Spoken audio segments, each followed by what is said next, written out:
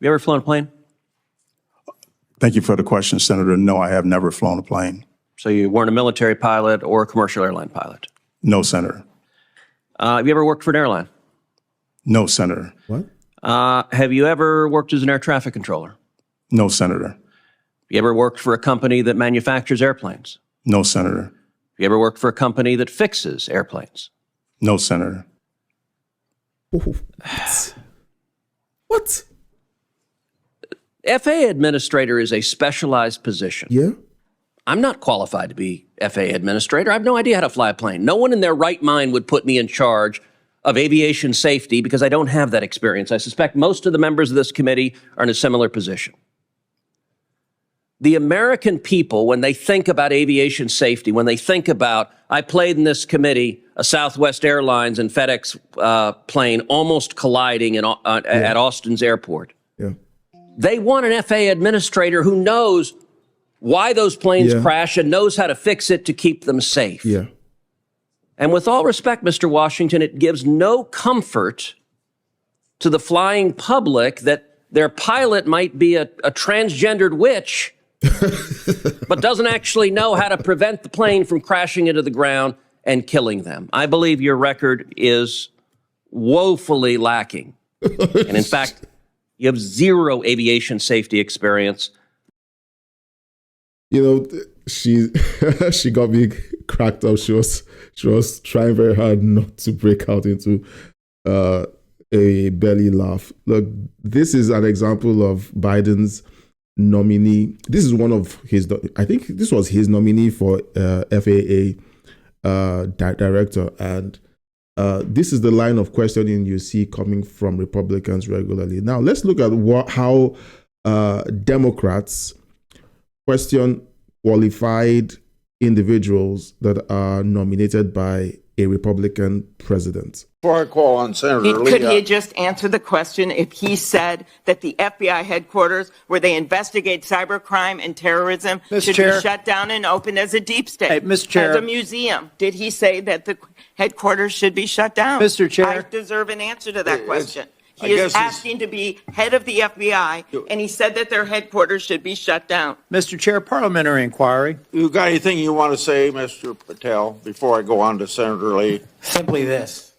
If the best attacks on me are going to be false accusations and grotesque mischaracterizations, the only thing this body is doing is defeating the credibility of the men and women at the FBI. I stood with them here in this country. In every theater of war we have, I was on the ground in service of this nation. And any accusations leveled against me that I would somehow put political bias before the Constitution are grotesquely unfair.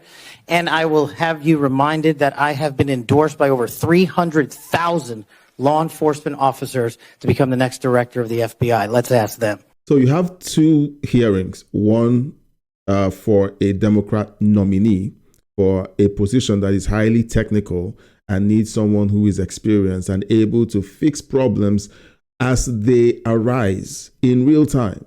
And then you have the Republicans questioning him about his technical experience, his technical qualifications, and he has none. And he was simply a DEI hire for the job, for a very sensitive role. And as we saw in the catastrophe that took place a couple of days ago, this is not the kind of decision that America should be making when picking individuals who run these very sensitive positions. On the flip side, you have Kash Patel, who was nominated by Trump to head the FBI. And the only thing the Democrats have done during the hearings is attempts to smear him. And really, that's the strategy of Democrat reps when they try to screen Republican picks for cabinet.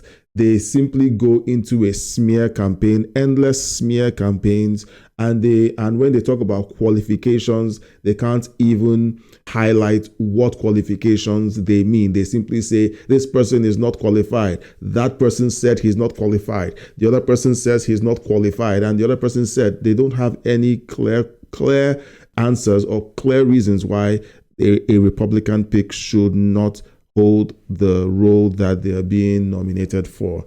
And so that's the frustrating thing. And when you see horrific incidents that we saw a couple of days back with the crash.